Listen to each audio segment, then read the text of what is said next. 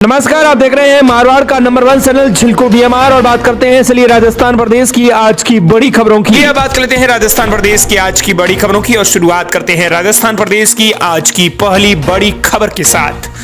बड़ी खबर, जेलों में गलत कामों की जानकारी देने पर होगा प्रमोशन। जेल कर्मियों को इनाम भी दिया जाएगा, डीजी ने निकाले आदेश। राजस्थान की जेलों में चल रही अवैध गतिविधियों की सूचना देने पर अब जेल कर्मियों को इनाम दिया जाएगा। अति महत्वपूर्ण सूचना देने वाले का प्रमोशन भी किया जाएगा। डीजी जेल गोविंद गुप्ता ने 29 मार्च को यह आदेश भी जारी किया है और आदेश में यह कहा है कि अगर कोई भी जेल का कर्मचारी डीजी जेल मुख्यालय पर व्यक्तिगत या अन्य किसी माध्यम से जेल में चल रही अवैध गतिविधि जैसे मोबाइल, सिम, नशे की जानकारी देता है तो उसका प्रमोशन होगा। जांच में वो साबित हो जाती है कि ऐसे जेल में कर्मी को डीजी जेल की ओर से इनाम दिया जाएगा और इसके साथ ही उसे अति महत्वपूर्ण सूचनाएं देने पर मुख्य प्रहरियों की विशेष पदोन्नति दी जाएगी, यानी उसे प्रमोशन मिलेगा।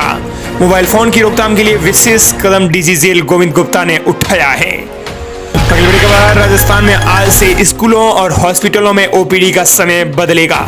एसएमएस समेत प्रदेश के सभी सरकारी हॉस्पिटलों में बदलाव कर दिया गया है, जानिए समय। जयपुर के स्वाभिमान सिंह हॉस्पिटल समेत प्रदेश के तमाम सरकारी बड़े हॉस्पिटल्स, उपजिला, सैटेलाइट, सामुदायिक स्वास्थ्य केंद्र, प्राथमिक स्वास्थ्य केंद्र के भी आज ओपीडी की टाइम बदल गई है। इन हॉस्पिटलों में 1 अप्रैल से आज ओपीडी सुबह 8 बजे शुरू हुई है। नए शेड्यूल के मुताबिक ओपीडी का समय सुबह 8 बजे से लेकर दोपहर के 2 बजे तक रहेगा। अभी सर्दियों की सीजन के चलते ओपीडी का समय सुबह 9 बजे से लेकर दोपहर 3 बजे तक रहता है, लेकिन अब गर्मियों की सीजन शुरू होने के साथ ही इसमें आज से बदलाव हो गया है। अगली बड़ी खबर, राजस्थान में 2 दिन तेज बारिश की संभावना। जयपुर समेत 11 जिलों के लिए अलर्ट। न्यूनतम तापमान 10 डिग्री से नीचे आया। राजस्थान में उत्तरी हवा के असर से सुबह शाम की ठंडक बरकरार है। आज 3 शहरों में न्यूनतम तापमान 10 डिग्री सेल्सियस नीचे दर्ज हुआ है। प्रदेश में अगले 2 दिन इसी तरह का मौसम साफ रहने का अनुमान है। 2 अप्रैल से राजस्थान में एक नया पश्चिमी विक्षोभ सक्रिय होगा। इसके असर से प्रदेश में 2 से 4 अप्रैल के बीच बादल छाने और बारिश होने की संभावना है। इसे देखते हुए मौसम विभाग ने 2 अप्रैल को 7 जिलों और 3 अप्रैल को 11 जिलों के लिए येलो अलर्ट जारी किया है। राजस्थान के अधिकांश शहरों का मौसम ड्राई रहा है। इसी दौरान उत्तरी हवा शनिवार की तुलना में रविवार को थोड़ी कमजोर रही है। वहीं राजस्थान प्रदेश की अगली बड़ी खबर, देश में कहीं भी अब फ्री इलाज करा सकेंगे राजस्थानी लोग। जन आधार कार्ड दिखाकर 25 लाख तक का ट्रीटमेंट ले सकेंगे। लाखों राजस्थानियों के लिए बड़ी सौगात वाली खबर है। अब प्रदेश के मरीज दूसरे राज्य के किसी भी हॉस्पिटल में जाकर फ्री इलाज करा सकेंगे।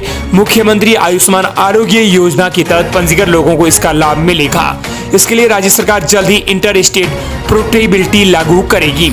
इससे देश के अन्य राज्यों में नौकरी कर रहे मूल राजस्थानियों को भी इसका फायदा मिलने वाला है। अन्य राज्यों के मरीज भी राजस्थान आकर इस योजना का लाभ ले पाएंगे।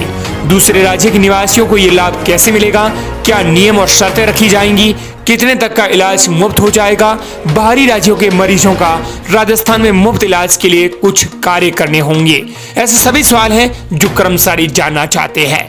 लेकिन इसकी जानकारी के लिए आपको बता दें कि आप किसी भी मकसद से दूसरे राज्य में हैं, अगर आप वहां बीमार हो गए हैं तो वहीं के हॉस्पिटल में इलाज कराना चाहते हैं तो आपको उस हॉस्पिटल में अपना जन आधार कार्ड दिखाना होगा। हॉस्पिटल सॉफ्टवेयर के जरिए जन आधार कार्ड का डेटा चेक करेगा।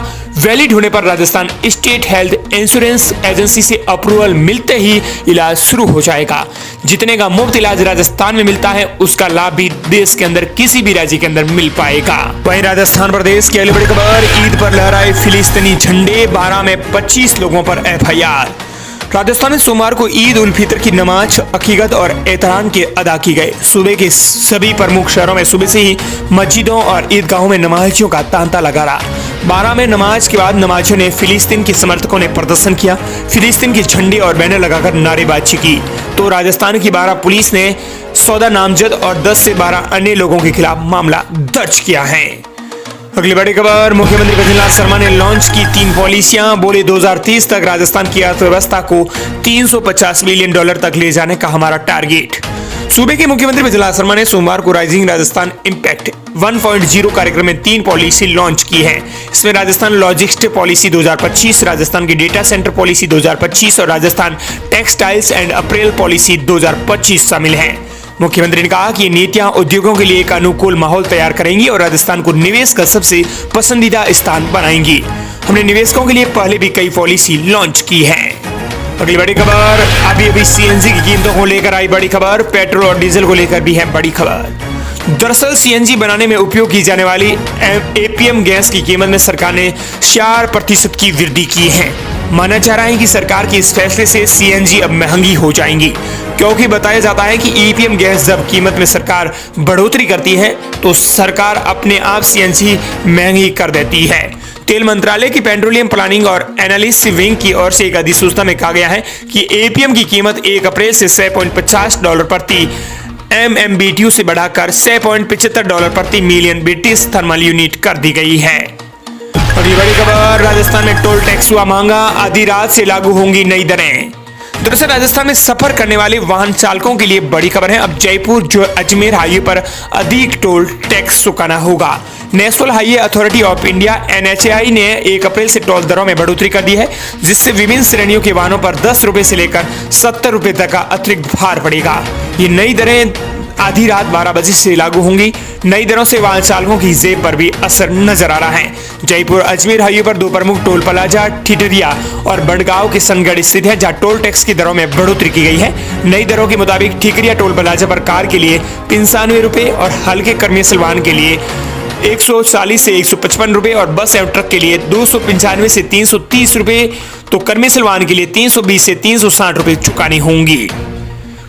अगली बड़ी खबर, राजस्थान में ग्राम पंचायत और जिला परिषद पुनर्गठन पर आई बड़ी खबर, एक बार फिर बड़ी डेट। राजस्थान में ग्राम पंचायत और जिला परिषद पुनर्गठन पर बड़ी खबर है। राजस्थान सरकार ने जिला परिषद, पंचायत समिति और ग्राम पंचायतों के पुनर्गठन और पुनर्सीमांकन और नव सृजन के प्रस्ताव तैयार करने की अवधि एक बार फिर से बढ़ा दी है।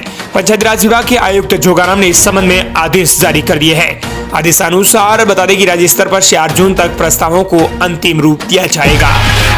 अगली बड़ी खबर, राजस्थान में भाजपा प्रदेश अध्यक्ष का पूर्व सीएम गहलोत पर हमला। राठौड़ बोले 3 कार्यकाल में कभी बाजरे के बारे में सोचा तक नहीं, वे इस पर नहीं बोले।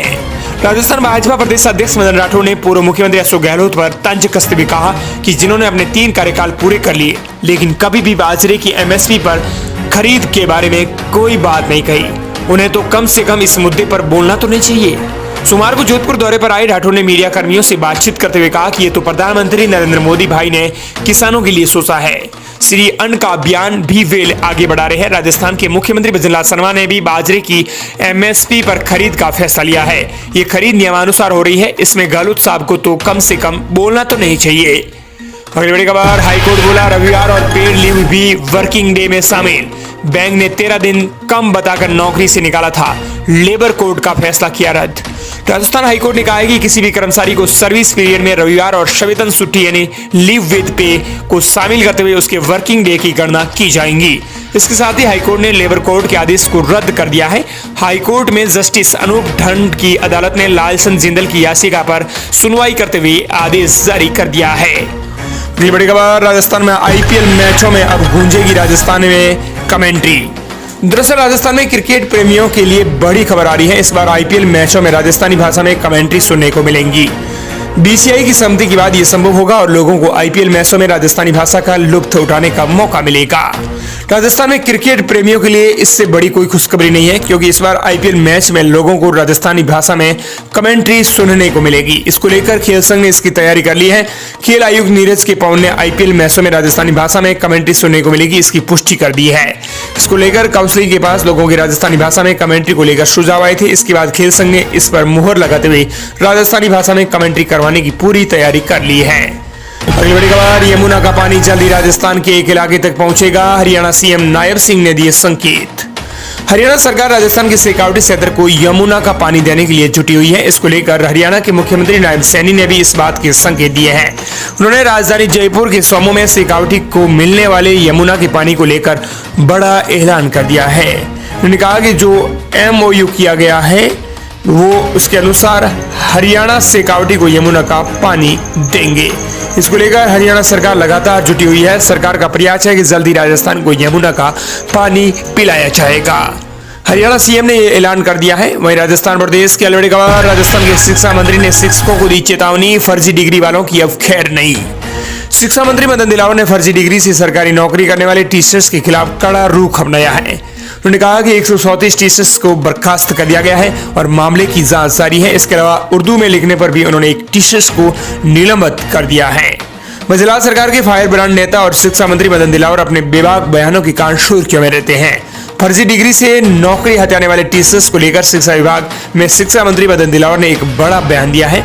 इस बयान में उन्होंने अपने तेवर दिखाते हुए कहा कि फर्जी डिग्री वाले टीचर्स को सरकार बर्खास्त करेगी। उन्होंने कहा कि सरकार 134 ऐसे शिक्षकों को बर्खास्त कर चुकी है। अभी इस मामले में जांच जारी है। कई और टीचर्स का नंबर भी अभी आना बाकी है। और दोस्तों, इस प्रकार ये थी राजस्थान प्रदेश की आज की बड़ी खबरें। मिलते हैं नई तमाम बड़ी खबरों के साथ।